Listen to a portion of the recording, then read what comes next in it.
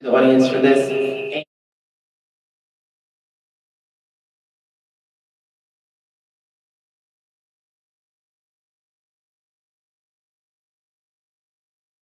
Ambassador Linda Thomas Greenfield, and she talked about, sorry, I think there's some feedback.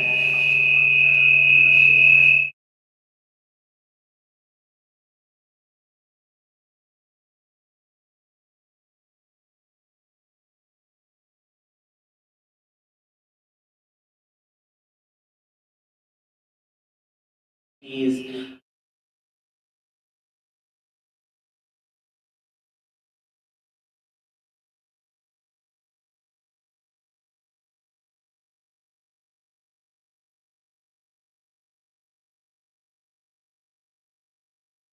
for me, it's up to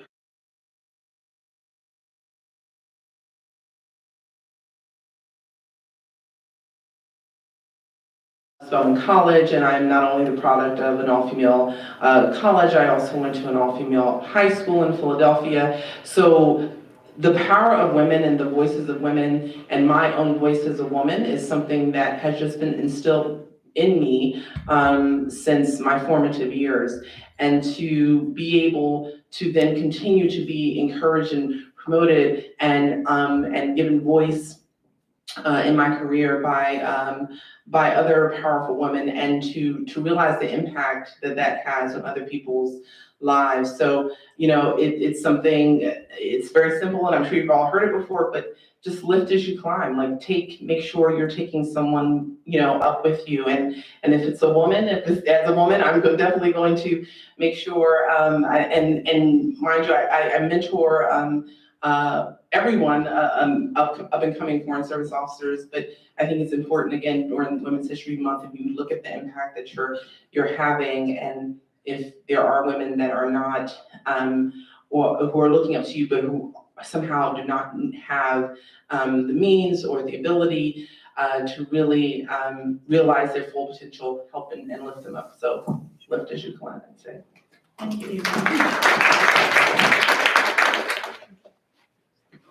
I think the only thing that I could add to the two comments preceding is that I think it's also really important, as we're talking about, you know, women and women leading, is to really try to, as best we can, to kind of lean into some of the emerging sort of strategic thinking that's coming out of the feminist movement, particularly the notion of feminist leadership, which has really been a product of the Global South. And it's a way of approaching feminism with the understanding that at its core, we're talking about power.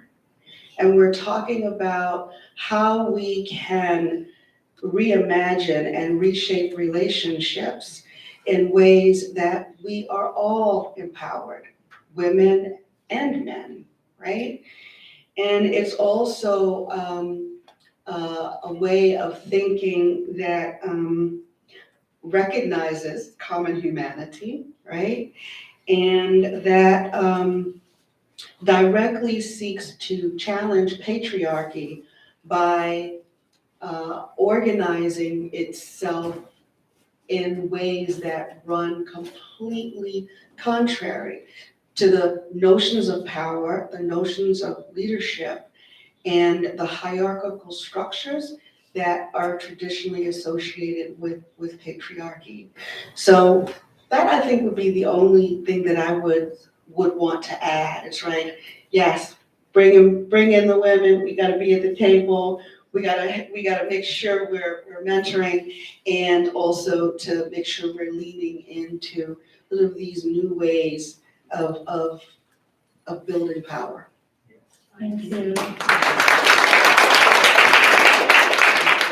you, Ms. Countess. So we'd like to open it up to the floor to ask questions. So if you have a question, please raise your hand and we'll hand you a mic, and you can start. Okay.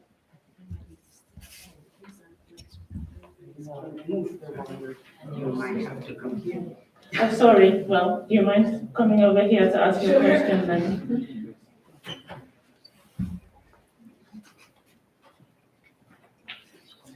Thank you. Thank you so much for this discussion and all your contributions. It's really enriching. I wanted to, my question relates to what Ms. Kumba was saying earlier about,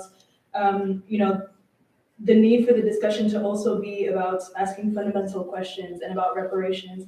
And particularly in the context of, I wanted to know how much of the discussion in US-Africa relations, also when it comes to climate change, is about some of the sources of climate change, namely the economic system that, greatly contributes to it and greatly contributes to the oppression and the exploitation of Black people, both, on a national scale, in the US and internationally, across the pond. So my question is, how much of the discussion between, the US and Africa is really about fundamentally questioning the system and combating it?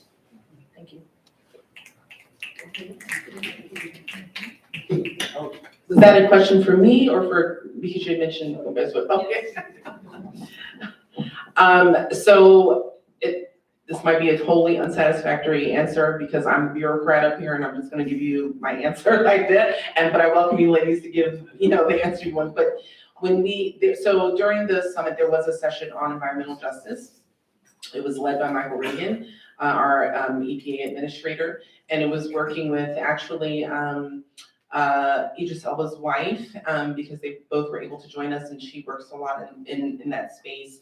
It's one of her passions, so she also joined that forum, or that part of it was part of the diaspora forum as well. It was really about linking sort of activists in the environmental justice arena with each other. So, and to talk about sort of some of the causes of this environmental challenges on the continent, and then how activists here in the US, how, it's particularly young activists, how they have similar challenges and how they work together. So, so again, it was the convening power, it was building those networks and those connections.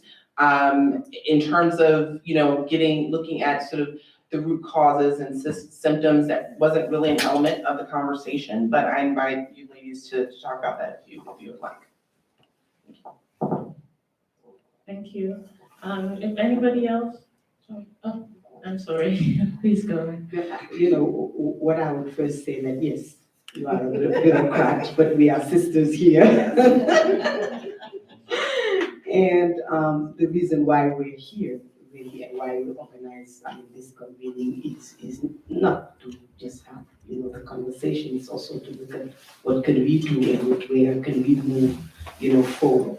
And to me, your position and your presence here is that important for us, because you will be able to speak in places that we will not be.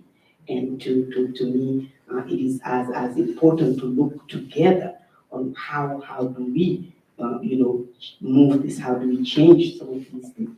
Yes, recognizing that for any problem, I guess, to be solved, we need to go to the root cause just to be able to figure out how to get out of it.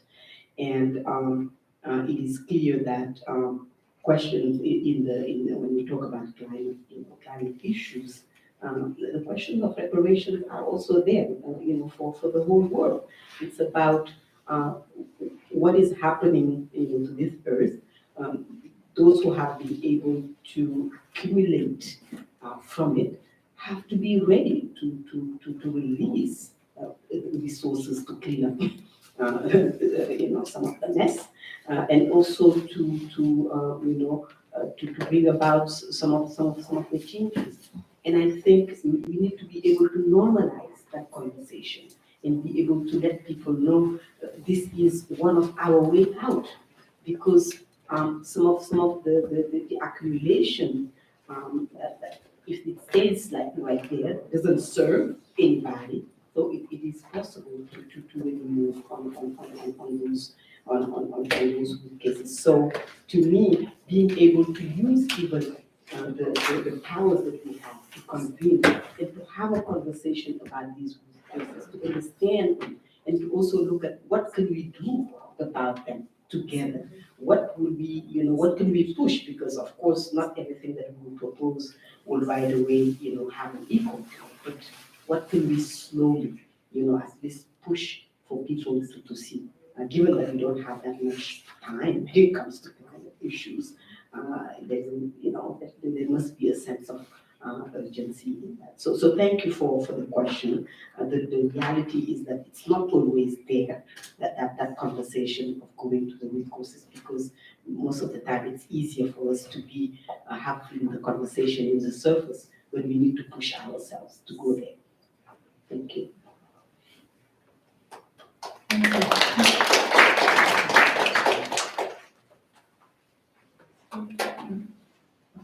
So do we have any other questions? You don't have to come up here. Yeah. That's a deterrent. But I can see hands raised over there, so please go ahead. Yeah, hi, happy International Women's Month. It's always good to be around, voices. Yeah, I just had a question, the presumption is you can't have communities unless you have families. So what recommendations would you provide that could help strengthen families and execution and aspiration of that? Because it seems like these days, it seems to be like a gender war when it comes to men and women in our community. And we talk about power, economics, but then just also the viability that, how do you maintain a home? So I was curious if there's any, any suggestions or characteristics, especially when it comes to African culture, that could help Western culture here.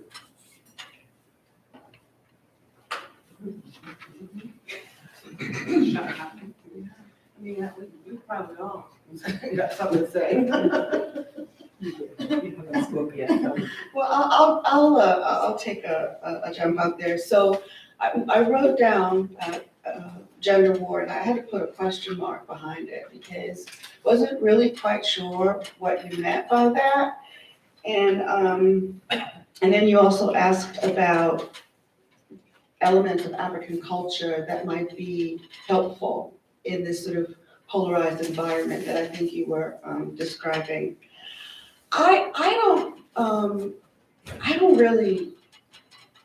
don't really understand the concept of gender wars. What I can say is that when I was a new mother, and literally within months, part of me all the time was livid because there was no support. Childcare cost as much as a college tuition. Everything associated with taking care of a child was difficult. So my first thought coming out of a tradition of activism was, parents need to have a revolution. We need to organize, right? But then the other reality was we were too tired because it's a lot of work. And so the kinds of things that would have made a difference, some of the kinds of things, quite frankly, that President Biden has been pushing for: child care, health care, decent jobs, right? Adequate leave. Because when you have people who are able to actually take care of children, raise children, and live all at the same time, I think those tensions perhaps that you're describing are lessened. And when I think about African culture, what I know about it, that concept, it takes a village, that comes straight out of the continent, right? And boy, does it really take a village, right? And it's not easy, right? But it's really important. I remember when I lived in Zimbabwe, right? I would come home, I would get up, go to work in the morning, and there would be like 3 people in my house, right? The domestic worker and the young man who worked on the garden. And when I came home, because I was married to a Zimbabwean, there'd be 11 people in the house, right? That village would be right there. And it was important because we all took care of each other, right? So that's another piece, recognition of the importance of social safety nets that are created when the government is not able to. I guess what I would just add to that is, if we want families that survive, let's start with just maternity leave. I mean, in this country, I don't know, children don't fall from the sky. And it's just not a concept that I don't even understand how in the world it cannot be ingrained in the Constitution that, like, maternity leave is the right, and that nobody, human children are not born independent. See, they are an attachment for a few months before they can survive. So it's not an optional. For businesses, for anybody, I mean, if people talk about, being performant in business, whatever, human beings, need that thing. Talking about, I don't know, gender war, well, for me, there's been war on women, for sure, for a long time. Maybe, right now, and some people have started feeling the heat because, okay, some women have been saying, no, we're tired, we don't want this, we want this. Or all of a sudden it's a gender war. No, the war has been going on women, and we have been adapting, accepting, taking on more than what we should be taking for so long. And now that women are not accepting it, surprise, it becomes a difficulty. I am all for family. I work for that. That is what I live for. And the reality is that what we need is a balance, is justice, is what we need is care for everyone. When we do that, when we do the care to the people, to the women, of course that care will be transmitted also to the children. So we cannot have families and take care of children and discard women in the process. I don't think I have anything to add to what you ladies have so eloquently stated. Other questions? Thank you. I see another hand up, please. My name is Patricia. My question is, history has shown us that any time a group of oppressed decide to organize, those who have capital impose or withhold capital to those who are oppressed in order to maintain the status quo and in order to maintain a system of society where the elites continue to excel and the poor continue to serve the elite within that capitalist space. I say that to reference Pan-Africanism when we look at people such as Malcolm X, Thomas Sankara, Lumumba, and so forth. These are people who, over and over, we've seen them come into Washington, we've seen these type of summits, and when they come out of it, we see people 50 years later where FBI documents are released where people were assassinated. My question is, when we have these summits and we have presidents such as Kagame who shows up, we know are oppressing their people. We know that they change constitutions such as Museveni. We know that we have people, different presidents across the continent. Even I'm from the Democratic Republic of Congo, where we know for a fact that when Tshisekedi won the elections, he didn't win the elections. The negotiations were made between Donald Trump. Negotiations were made in Kenya among the different Great Lakes region. But yet, when we have these summits, we welcome these people in these spaces and we don't hold them accountable as we speak of democracy.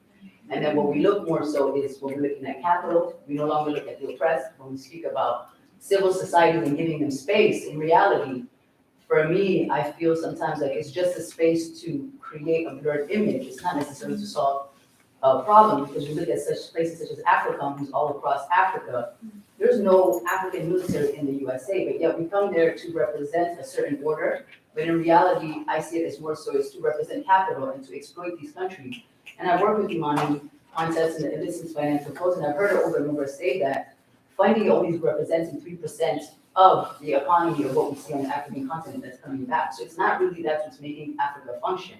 So it can't really be that's the problem. The problem really lies in, I feel that, the exchanges that happens between countries and countries, and to be such a powerful nation, I think that we, just the same way what we saw where the elections happened with Donald Trump, where we held leaders accountable. If we can hold our own leaders accountable, how come we don't do that for African leaders that come here and tell them that we won't not just invite people who are doing military coups, but we'll also not invite people who are changing constitutions despite what the people say.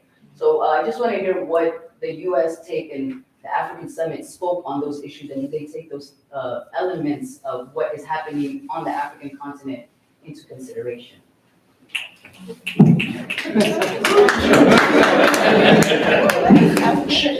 is the first time that I've seen her in person. I've interviewed her, we've talked, and when I heard your voice, I was like, oh. Please introduce yourself. I'm Patricia Servant. I've worked with African Rising as the engagement and collaboration coordinator. And I also work with Friends of the Congo, and I'm mainly I'm a movement organizer. I work with the people. So when I speak not for myself. I speak coming from a perspective of the people. We have a country with over 90 million people, and 96% of them there's an unemployment rate, and 4% are exploiting those people. So not only is it just Congo, we see this all across the African continent, and a lot of my work that I do is in the DRC. So for me, I feel like it's very personal when it's impacting your family, when it's impacting your friends. So when I see these places, it's exciting, but at the same time, it makes your heart bleed, because it just becomes another space of conversation, but not necessarily fundamental change. Thank you. You mean these spaces are spaces of conversation, not change, meaning the summit was a space of The conversation? State Department, IRI, all those different spaces. Oh, wow, okay. Boom, boom, boom, okay. So this is what I'm paid to do. This is why I'm doing that. So having worked on the continent for the better part of my 24-year career with the State Department, worked on African issues or lived on the continent. I lived on the continent for 9 years consecutively until COVID hit. I probably would still be there. I was meant to be in Nigeria with COVID, but I worked and lived in Tanzania, in Togo, in South Africa, and traveled extensively across West, East, Southern, and Central Africa. So I must say that the conversations, we do hold governments accountable. As I mentioned, the engagement and the partnership that was on display during the summit is not the end of the conversation. There were conversations that were had behind closed doors, but there were readouts of those conversations. I was just trying to look up some of the statistics that we had of the different engagements at the cabinet level, but also at the presidential level and vice presidential level during the summit. As you know, Vice President Harris is on her way to the continent in the next couple of weeks as well to continue that. They've been arranged. The First Lady is gone. Secretary Blinken is there now. Secretary Yellen went. There's been arranged since the summit has taken place as well of senior cabinet engagement. But so that is one of the reasons as well for the third day of the summit that it was leaders only, because we do want to be respectful, right? I mean, you can't hope to change something or hope to change a situation if you don't engage. So you have to have the conversation, and it's respectful, right? If we talk about, some of the African principles, you have to give respect to the guests that you've invited to your house. Whether or not you agree with their policies or their principles, you have those conversations at the appropriate level. And sometimes those conversations aren't for a broader audiences, but trust that the people who were working on the summit, who work day to day on Africa policy, on each and every country on the continent, are are well aware of the challenges, whether it's democracy, whether it's human rights, whether it's economic challenges, illicit financial flows, corruption, terrorism, security challenges, very well aware of those challenges and are having those conversations. Again, the summit was a chance for those conversations to be elevated to a level that says, look, this is where we would like to engage. This is how we will engage in the future. It is not the end of the conversation. And we want to see, some sort of way that you can address the democracy and human rights issues and some of these other issues. So it was too many to enumerate here, and I don't want to just read from my phone, but if you go to the White House website, whitehouse.gov, and you look at the fact sheets from the summit, you will see not only the deliverables, but some of the readout of the conversations, as well as the State Department's website for the summit and all the readouts of the conversations there. But I can assure you that that is what I've spent most of my career doing. That is what my colleagues around the world and on the continent and over at 22nd and C and Nicole and others do is to have those conversations, because we do have, we have the listening sessions, we do the engagements, and we understand, and we take on sort of those concerns and also concerns that we have from a security and political economic standpoint. Thank you. Nicole. And I would like to say, Patricia, I am Nicole Peacock. I am part of that village within the State Department community to connect with people. And you're one of the people I've tried to connect with numerous times. I've sent numerous emails, and even without you knowing, I've included you in events and opportunities for you to communicate just what you did today. So it's more than a conversation, it's a connection, and it's reinforcement. And that's part of a process. It is somewhat bureaucratic, but there are people within the institution, like myself, whose responsibility is to connect with community. And whether the person responds to me again or not, I keep going. Many people can attest to that. So let's link up after this discussion. We're meeting each other for the second time. I met you at IRI, place that you also mentioned. Yeah, I just had a baby, so I've been out 2 months old at home. Congratulations. I was around for a while, but I've been living on the continent. But I would love to. Right, but there's also virtual communication, and that's the primary means through which I've been trying to connect with you.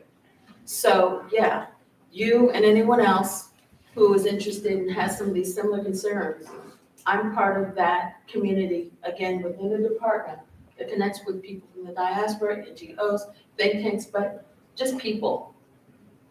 So I look forward to, if you're interested, establishing that. Yes, please. Hi. Kumba and Imani directed at both of you. You've both spent your lives doing organizing, and you have both referenced the growth of Pan-African social movements. And I would love for you to reflect a little bit on how the power in Pan-African organizing on the continent is opening up opportunities for deepening solidarity bonds globally, and how do we support that? And I'd love your reflections, especially given the history you've both had in the work. Oh, I'm Ellen Dorsey. Okay, I'll give it a stab. Thank you, Ellen. And Ellen did mention that she herself started out as an activist in social movements and continues engagement from a different place, but also plays a really important role in building institutions and supporting movements and issues. So the bridge building project started in November 2020. And in our first year, we spent a lot of time just trying to tease out this notion of solidarity, transnational solidarity, and social movement sort of intersections. And we did that through commissioning a set of essays, all of which are available on our website. I bought examples of 2 of those essays. They're available right on the side here. And what was really, and this work was done under the leadership of our then research consultant, Bill Minter, who's kind of an institution in progressive Africanist circles.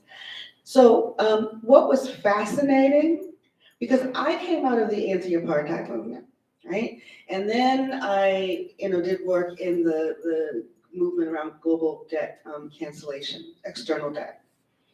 What was really fascinating was the opportunity to read and be in conversation with leaders from other social movements. So for example, one of the essays is entitled Pan-African, Christian, and Queer. And it's an essay by Bishop Joseph Tolton, who looks at the role of the evangelical right wing in the United States in terms of its attacks on people, on the LGBTQI community here in the US and in Africa.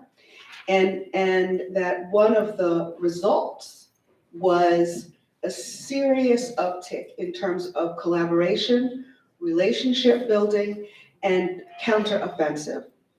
And I would not have ever known that, right, if we had not had that opportunity. Some of the actual strategies and tactics are common across social movements, but the role and the ways that people come together and organize is unique in many regards to the specific issue or social movement itself. We also have an essay there written by Sarah Rycliffe, who works with the labor movement. She's a global labor educator.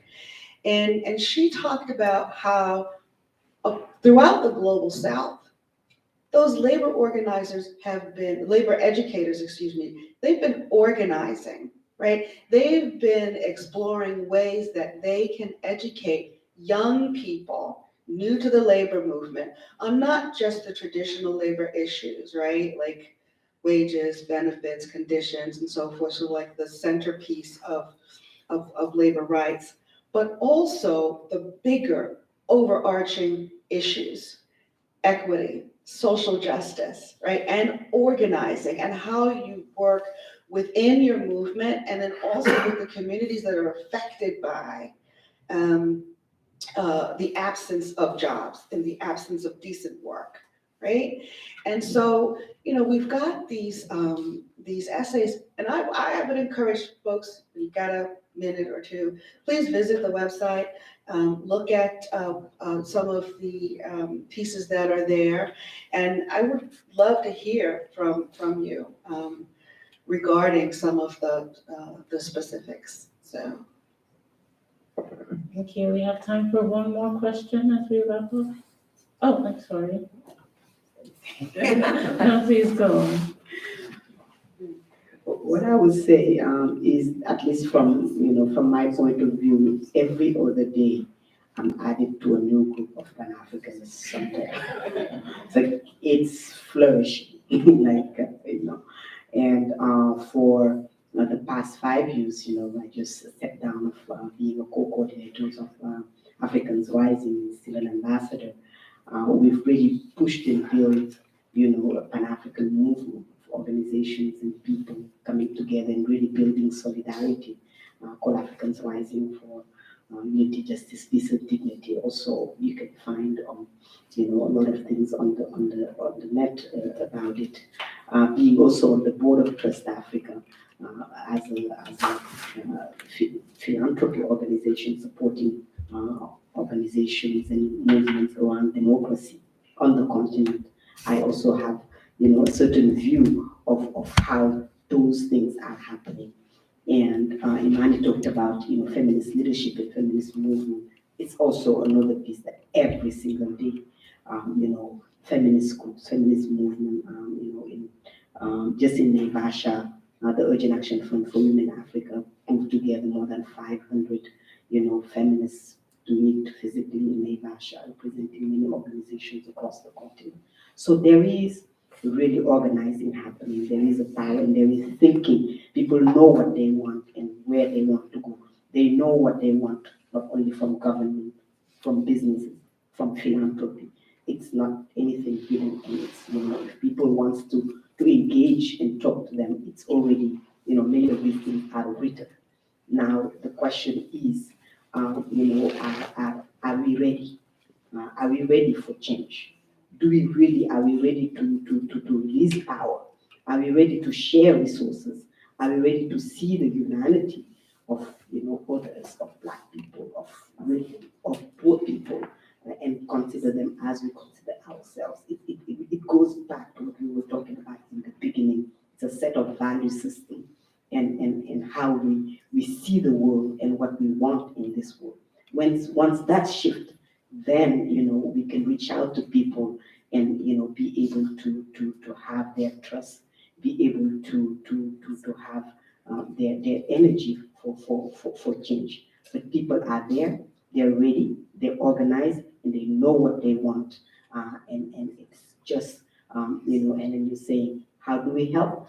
Well, we need to be connected. We talked about it. I mean, we cannot finish this conversation without, saying that the huge divide between Africans, on the continent and Africans in the diaspora is something that is hurtful for us. The fact that we don't know about each other's stories and history is painful, and it is a responsibility of our leaders to bridge that gap, to make sure that our children have access to the education that tells them the truth about who they are and about who we are. And that for people who are on the continent also to be able to have the information and know what it is that our people go through here. Because as much as we want to develop a relationship, the USA cannot tell us about being in a relationship with Africa if it treats Africans in the USA badly, because these are our people, and it says something about what we can do when our people, in the way our people are treated. So what can we do? What can be done first is to make sure that the incarceration system that is locking up our people here is dismantled. What is being done is the poverty in which that touches more our people here is dealt with. What needs to be done is, yes, like Patricia is saying, to live up to the values that we are saying, and to be able to say in the public that yes, as much as we don't like Donald Trump here, we don't like some of our leaders there.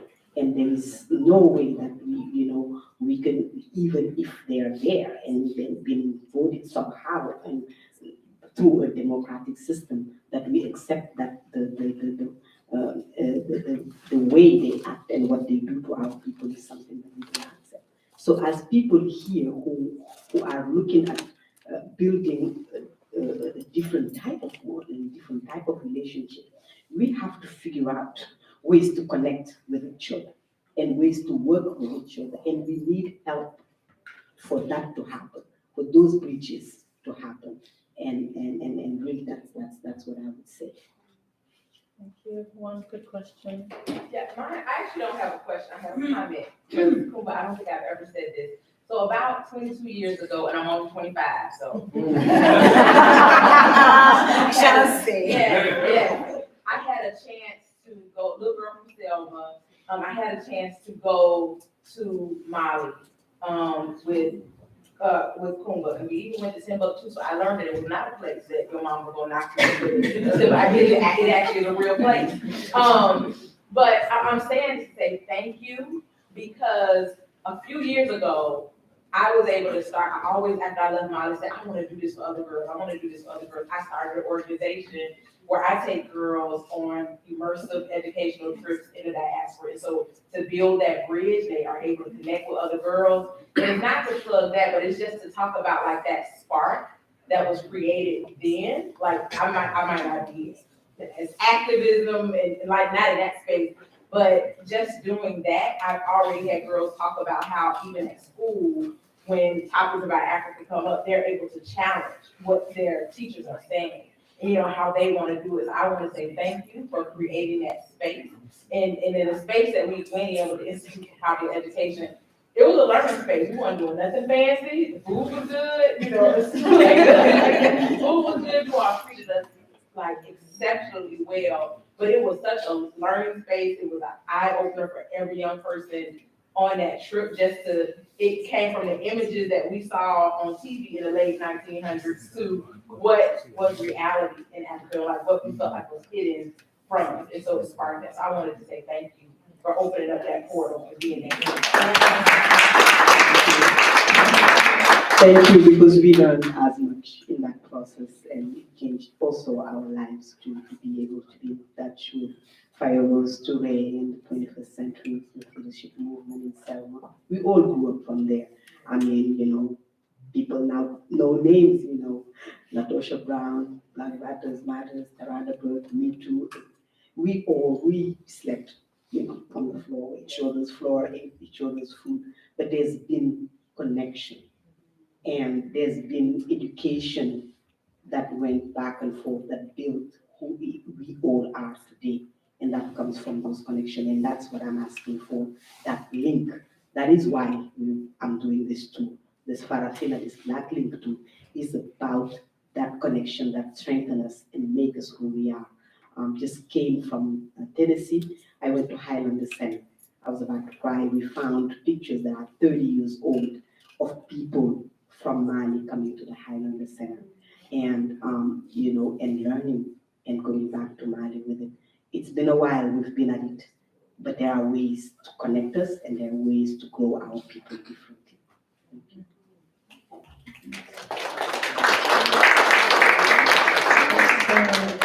Thank you so much. And what a way to end a very vibrant, engaging discussion. Thank you all for your time.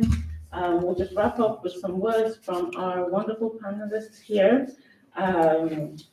Lean in to the strategic thinking of feminist leadership, right?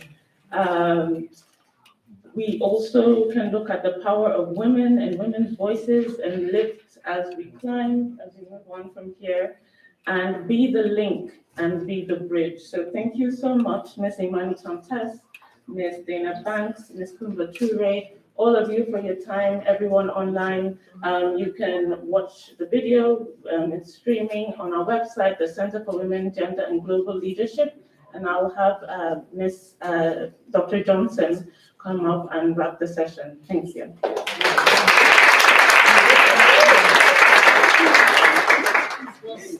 She was, yes. I was going to say, certainly another thank you for our panelists, but of course, thank you to Zira Banu, our wonderful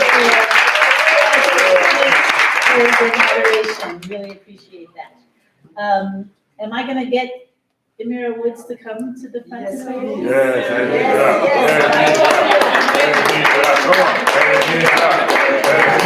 Come on. Just brief remarks because the food for the reception actually has arrived and it's, I think it's being set up. So, but just come say hi.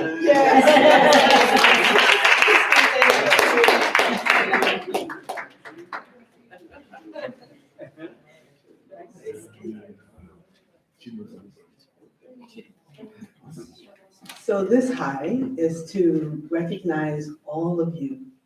You've been at it, many of you, for a really long time, and you are an incredible inspiration. So I look around this room and I see Imani Contis, who's my role model, got me started. I see Kumba, who we've worked with since the early 1990s. Connecting people, also knowing the power of people to bring change and making sure that from those places, whether it's Timbuktu or all the places throughout the continent and the diaspora that people are also organizing for policy change, right? So it's linking, it's alliance building, it's solidarity work, but it's understanding that if change has happened because of people power. And so it's linking people power to the halls of government. Thank you for coming today. Thank you for the work that you all do, but we are here to push you all, right? We come from a tradition where we speak truth to power, and we're grateful for opportunities to do so, but we also know we've got to continue to push, because that's the only way that the systems that have oppressed Black, brown, and indigenous people around the world have changed and will be changed. So we see the extractive economy as a root to the problem, and we see people visioning new economies that are not fossil fuel based as part of the solution. And it's bringing that vision from communities on the continent throughout the diaspora to the fore. That's part of the change that the world needs. And we know the time is up. It's not a decade from now, right? Climate migrants are with us today, right? So we thank you all for coming. We thank you for taking the time. We thank the students in this room that are like, we're just getting started and we're here and asking powerful, wonderful questions. And we thank, I don't even know how to call you all, but the icons in the room. You know who you are. Your work, your vision, your organizing has moved mountains and will continue to move our people. So keep at it, keep going. I feel like I want to call people out. But then there's a reception, so we won't call people out. So I say to everybody, take time, meet folks you don't yet know, build those linkages, keep honoring our young leaders because they're phenomenal and they're doing their thing and they're making change happen in powerful ways. And we find ways to hold them up, and we find ways to keep at it. And just want to say thank you all for making this possible. Thank you to the Wallace Global Fund. Honored to be in your midst. Thank you to incredible facilitation and moderation. Thank you to Howard University. We know that in this space, it's Walter Rodney, the halls are just sacred ground. And we just thank you. In the midst of spring break, in the midst of a game that's historic, you carved out time. So thank you to the African Studies Center. Thank you to the phenomenal Center for Women's Global Leadership. Thank you, Howard University, for all you've done and all you continue to do. We are honored to be in community with you. So keep going, you all. The battle's long, but we're strong and resilient people. So what is that song again? We are an African people. We are an African people. We are an African people. Don't you forget it. Don't you forget it. Don't you forget it. Thank you, everyone.